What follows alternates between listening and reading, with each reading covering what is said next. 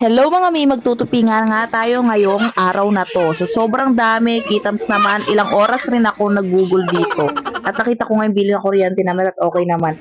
Tapos nagising si Sia nagpapabebe at ayun lang to, ilalagay ko sa lalagyanan. Nag-start na nga ako maglinis dito at lalong-lalo na yung kortina namin. Diyos ko, parang ilang years ko yatang hindi to napalitan. At ito na nga, nilinis ko na nga at tatanggalin na yung mga dapat tanggalin kasi ilalagay ko sa isang lalagyanan para hindi kalat-kalat at pinunasan ko na yung dapat punasan. Diyos ko, parang hindi ko na punasan to ng ilang years. At ito na, pinunas-punas ko na. Then, nilagay ko na yung dapat lagayan. Ito, lalagyan ko ng pampers nila Sasha at Sia. Tapos, ito yung mga personal hygiene nila, yung mga lotion, pabango, or ano. Hindi ko na sasabihin yung mga magpapalit na nga ako ng bedsheet. Ito yung bedsheet ko, nabili ko pa yung year 2020 bago mag-lockdown. O, di ba? Parang walang kakupas-kupas. Canadian cotton po pala yan. Tapos, sobrang ganda,